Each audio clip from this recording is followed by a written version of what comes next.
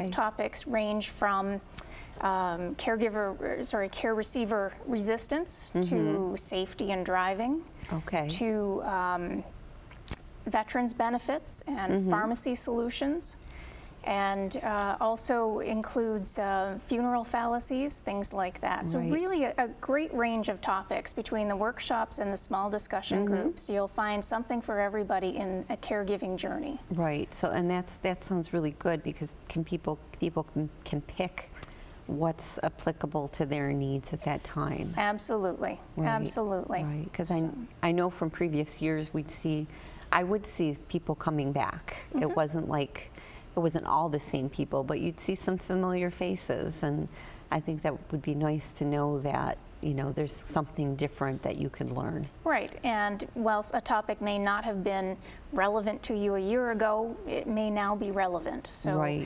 there really is a lot for people all along that caregiving journey. Right. Now, what if somebody is taking care of the loved one and they can't leave them at home? We do have respite care to offer folks, and so they just need to call and register, and at that time they'll be asked if they need respite care. There will be volunteers who are there to provide structure and activities and so on for the folks who are staying, so the caregivers have the opportunity to participate in the full day of workshops. Great. And the day runs from 8 in the morning until 3 o'clock in the afternoon, so it is a full day. Yeah.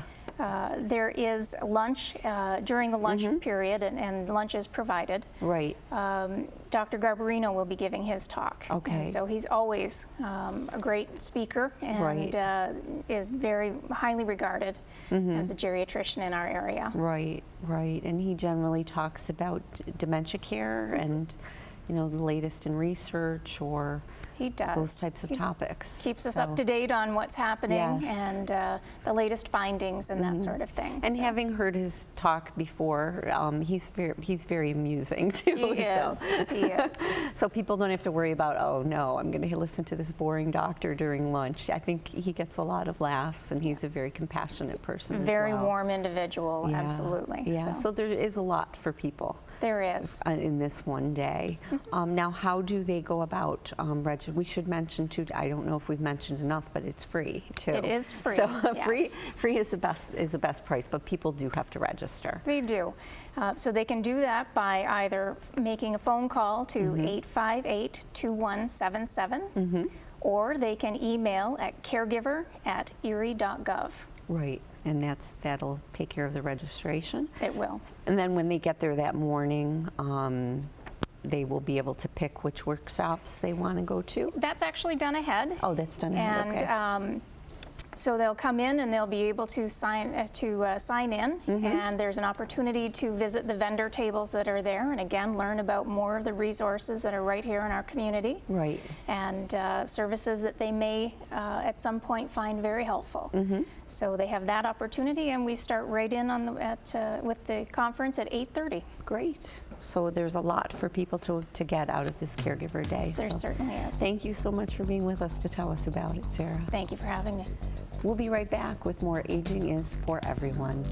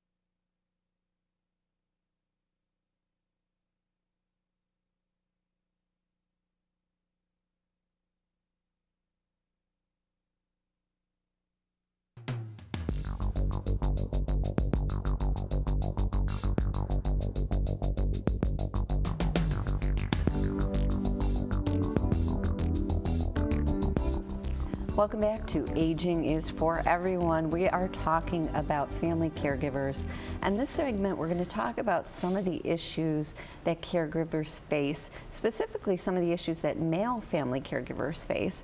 And here to tell us a little bit about that is Jerry Bianchi, who is a caregiver himself, and Andrew Wilton, who is the Director of Outreach Initiatives at the Alzheimer's Association of Western New York. Welcome, gentlemen. It's good to have you both with us. Jerry, how did you end up in the caregiver role? You're caring for two people. Correct. My mother, who's 92, and my wife, who has early onset of Alzheimer's, she's 65. I guess the best way to describe it is I inherited the situation. Right. And certainly was not prepared for what I walked into. Mm-hmm. But, it was not something I had any practice or any experience in, but you learn real fast. Right, right. How long has it been that you've been a caregiver? My wife was diagnosed in 2007. Okay. And my mother was diagnosed with dementia about 2 years ago. Okay, so it's been, enough time to, fully engage yourself into the role of a caregiver. Yeah. And what are some of the challenges that you face that you think maybe females might not face in the role of a caregiver, especially since you're a male taking care of females? Right. Yeah. I think the biggest thing is men, generally don't want to discuss things like this, and it was very difficult to find other males that were willing to share with you their experiences, their issues, their problems, their concerns, their successes. Mm-hmm. And it took quite a while, and thankfully through the Alzheimer's Association I was able to at least initially get in contact with other people that are in the same caregiver situation. It was both male and female, right? Which was helpful, but beyond that they offered a opportunity for men to get together and bond and discuss some things that are a little bit unique to men's perspective. Right. So that having not had that type of a thing in the past to deal with, it was something unique, and I've started reaching out where I hadn't before. Right. That's great, and you obviously have found that to be very helpful. Very helpful. There's just knowing someone else out there is sharing your same situations. Things like toileting, other personal things that we wouldn't probably communicate normally with fellow men. All of a sudden now has become a priority in your life, and it's quite interesting some of the unique solutions people came up with to deal with things. Bathing, things like that, heating towels up. It turns out to be a really incredible opportunity to make the bathing experience much more pleasurable. Mm-hmm. So there's a lot to be learned out there, and it's a whole new venue that you have to throw yourself into. Right, right. And I would imagine it's a little bit more comfortable to be in that support group instead of being one man and 15 women, to be a man with other men. Absolutely. That you can kind of, obviously co-ed support groups are fine too, but there's a little bit, it seems like there are some things that are easier to discuss, a little bit more to be open with when you're with your same sex, if you will. Right, right. And Andrew, that's the male caregiver support group, and when does that run, or is that something people could be, if people are watching and they're interested, they could find out more about? Sure, absolutely. Yeah, it's the male caregiver group. It runs once a month at Elderwood at Williamsville, and like our other support groups, is available for anybody who's interested to find out more information about and to sign up for. Right. We've got just over 30 support groups in the 8 counties of Western New York, and that's one of them that runs monthly. Right. I think we're going to roll the phone number in a little bit. I would encourage anybody who's interested in more information about our support groups, or that one in particular, to give us a call. Right. And we do ask that people sign up the first time so that we can welcome them in. But after that, if they like the group and they feel like it's a good fit for them, they're encouraged to come monthly and continue to use the services. That sounds great. Now, Jerry, have there been other services and help that you've gotten through the Alzheimer's Association? Yes. The people in the office have been really incredible with offering specific opportunities to engage in programs that they have. Beyond that, though, there's a lot more personal attention given when there's a situation. I find myself, letting some things get to a crisis point before all of a sudden I realize, hey, I'm just not able to handle it. Right. And I'll call in and say, hey, I need to talk to somebody. And we'll sit down and just go through the situation a little bit. And in most cases, they've seen something similar, and they're able to say, well, look, if it's not this or that, it's probably that. You might want to check with so-and-so and eliminate those possibilities, but it sure sounds like this may be the common denominator you need to follow up on. Right. So it's been a great support for me to be able to go to them. They got a great library there. The 36-hour day, which I came to find out through reading the book, was about the caregiver. Right. Is a great resource, and they certainly utilize that and recommend that to most people that are finding themselves in the situation as a caregiver. So it's been a great resource for me. I recommend them to everybody and anybody I run across that's in the same situation. And I believe, for the most part, everyone's walked away with a feeling that you're not alone.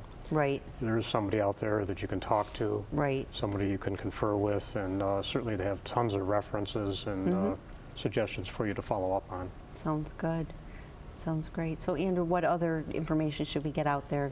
We have about a minute left. Sure. I think there are a few important things I'd like to mention. The first, and maybe most important, being our 24/7 helpline. We've got a phone number that caregivers or family members of people who are impacted by Alzheimer's or other dementias can call 24 hours a day, 7 days a week, for any question they have related to Alzheimer's, related to caregiving, any concern they have. I tell people, even at 2 in the morning, if you can't sleep and you've got a concern, you can call us to talk. Right. And we have social workers available around the clock that'll help work through some problems with you and help you think of some possible solutions for moving forward with things. Right, and that's really important because those problems do come up at 2 o'clock in the morning. Sure. Yeah. Sure. I do want to thank Jerry for mentioning our lending library, which is going through a little bit of a renovation right now, but we'll have everything up and running soon. And we do offer quite a few materials, books and videos for people to take out to help them along in their caregiving journey.